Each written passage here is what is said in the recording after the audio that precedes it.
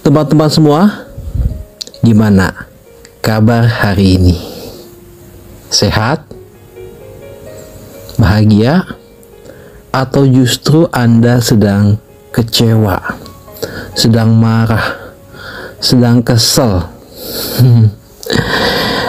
Nah, ngomongin soal kecewa, yuk kita bahas sebetulnya kenapa kita bisa kecewa. Kenapa kita bisa marah, dan apa sih sebetulnya yang terjadi, dan kira-kira bisa nggak sih kita mengendalikan diri untuk tidak kecewa. Nah, di video kali ini kita akan sama-sama membahas tentang kecewa. Nah, kita akan membahas kecewa ini dalam sudut pandang yang sederhana, dengan pendekatan refleksi dan pendekatan rasional. Oke. Teman-teman semua, biasanya kecewa itu terjadi karena yang pertama, harapan tidak sesuai dengan kenyataan. Yang kedua, respon yang kita berikan berlebihan. Yang keempat, kita terlalu fokus pada hal-hal yang di luar kendali kita. Dan yang keempat, kita ingin orang lain sesuai dengan kemauan kita.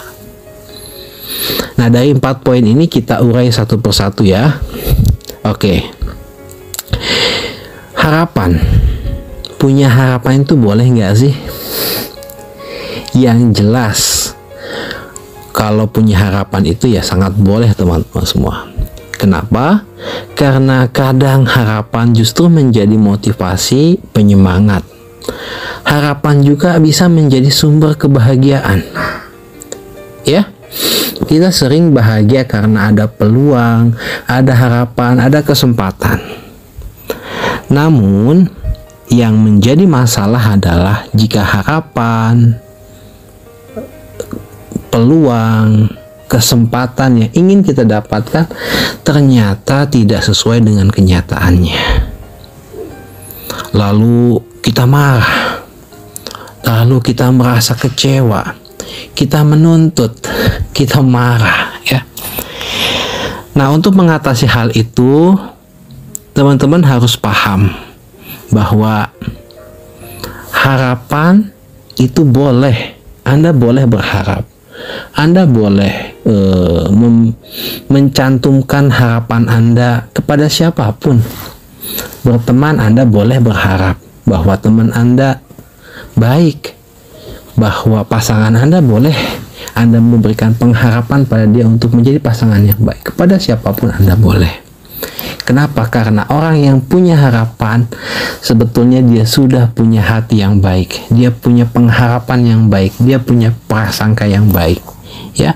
Termasuk juga Anda punya harapan terhadap target dan goal Anda, boleh. Tetapi ingat, dalam hidup kita ini kan ada sebab akibat, ada hukum sebab akibat, bahwa segala sesuatu itu pasti terjadi, ada penyebabnya. Nah, ketika harapan kita tidak sesuai dengan kenyataan, tidak sesuai dengan apa yang kita inginkan, maka jangan dulu kita kecewa. Yuk koreksi, yuk introspeksi diri, yuk evaluasi. Kira-kira apa yang kurang ya? Apa yang salah? Apa yang harus saya perbaiki? Jangan-jangan memang saya belum tahu. Nah, gitu. Jadi ketika Anda memberikan respon terhadap harapan yang tidak sesuai dengan kenyataan, maka Anda bisa tanyakan dulu, apa yang kurang? Apa yang harus diperbaiki? Apa yang saya tidak tahu? Ya, jangan-jangan itulah penyebabnya. Karena tadi segala sesuatu itu ada sebab akibatnya. Nah, dengan Anda mempertanyakan hal tersebut, apa kekurangannya, apa yang harus diperbaiki, apa yang tidak saya tahu. Maka dengan begitu Anda tidak akan marah, Anda tidak akan kecewa, justru Anda akan memperbaiki, Anda akan mencari tahu, dan Anda akan semakin produktif, sehingga Anda akan lanjut lagi, coba lagi, jalan lagi. Begitu teman-teman semua. Oke, yang kedua, kita kecewa itu karena kita selalu memberikan respon yang berlebihan, respon yang cenderung negatif terhadap hal-hal yang ada di sekeliling kita. Ya, teman-teman harus tahu bahwa gak mungkin kita tidak memberikan respon. Rasa sedih, senyum, ketawa, ya, bercanda, kemudian marah, kecewa, itu adalah bagian dari respon. Namun kadang-kadang kalau misalnya ada sesuatu yang menyentil, mengkritik, menyinggung ego kita, maka kadang-kadang kita akan memberikan respon yang marah, ya, meskipun kritikan, singgungan itu benar, ya, tapi kan biasanya begitu, kita akan cenderung mempertahankan ego kita untuk sesuatu yang bisa jadi itu benar, tapi karena ego kita yang disinggung, ego kita yang disentil, maka kita yang marah, kita yang kecewa, kita yang memberikan respon negatif, kita yang melawan, kita yang mempertahankan diri. Jadi sebetulnya respon itu ya muncul dari ego, rata-rata begitu. Maka teman-teman semua, untuk mengendalikan respon kita agar tetap baik, tidak mudah kecewa, maka coba tanyakan lagi, kira-kira hal yang ada dalam diri kita, hal-hal yang kita dapatkan, kejadian yang kita saksikan, interaksi kita, itu pantas nggak kita memberikan respon kecewa? Pantas nggak kita marah?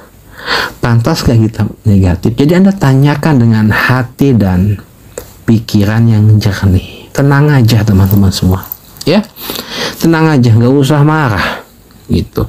Justru Anda harus tanyakan diri Anda, gitu.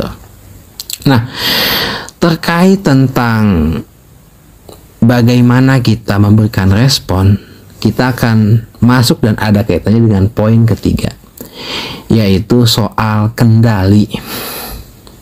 Nah, kadang-kadang yang ketiga ini kita marah, kita kecewa, kita sakit hati, itu karena kita terlalu fokus pada hal-hal yang di luar kendali kita. Maksudnya gimana? Jadi begini teman-teman semua, ada dua hal yang biasa terjadi. Ada hal yang bisa kita kendalikan, ada hal yang tidak bisa kita kendalikan. Itu sudah menjadi hukumnya. Hal yang tidak bisa kita kendalikan adalah hal-hal yang di luar diri kita. Respon orang lain, perilaku orang lain, pandangan orang lain terhadap kita, ucapan orang lain terhadap kita, penilaian orang lain terhadap kita. Itu adalah hal-hal yang di luar kendali kita. Kita tidak tahu kan isi otak orang lain. Jangankan orang lain, anak kita sendiri juga kita nggak tahu apa pikirannya. Istri kita sendiri juga kita nggak tahu loh pikirannya, gitu.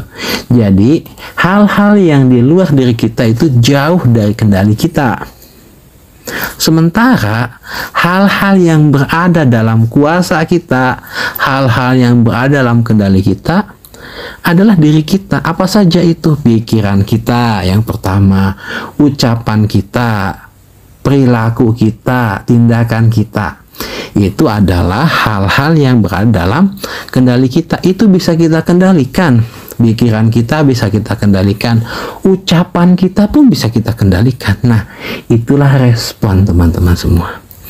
Jadi, respon yang terkendali karena kita tahu, ya, bahwa kita memang bisa mengendalikan diri kita, mengendalikan pikiran kita, mengendalikan kata-kata yang harus keluar. Apakah harus cacian, makian, marah, benci, ya, atau apa? Itu kan kita sendiri. Maka segala sesuatu itu tergantung kita untuk hal-hal yang di dalam kendali kita.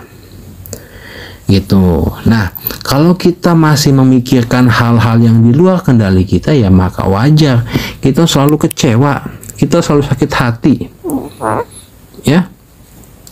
Termasuk juga poin yang keempat, kita ingin orang lain menjadi sesuai dengan kemauan kita. Oh, itu lebih berat lagi. Itu sangat di luar kendali kita, teman-teman semua, ya. Maka semakin kita ingin membuat orang lain seperti apa yang kita inginkan, istri kita ingin seperti yang kita inginkan, anak kita ingin seperti apa yang kita inginkan, semuanya ingin sesuai dengan kendali kita, maka yang ada adalah kita sakit hati, kita kecewa. Nah, lalu bagaimana caranya? Ya, Anda mulai sadar kenyataan bahwa ada hal yang bisa kita kendalikan, ada hal yang tidak bisa kita kendalikan. Mulailah menerima keadaan orang, mulailah menerima keadaan sekitar, bahkan Anda mulai menerima terhadap diri Anda, sehingga Anda akan jauh lebih terkendali dan tidak mudah meledak-ledak emosi, ya, tidak mudah Anda itu tersulut, ya. Jadi mudah-mudahan teman-teman semua setelah mendengarkan video ini, teman-teman jauh lebih baik, tidak mudah kecewa, justru makin hari makin bahagia, makin hari makin harmonis, makin hari makin produktif, karena Anda tahu bagaimana mengendalikan diri, mengendalikan respon. Anda punya harapan yang baik, Anda punya pikiran yang baik, maka itu semua adalah perangkat menuju kebahagiaan.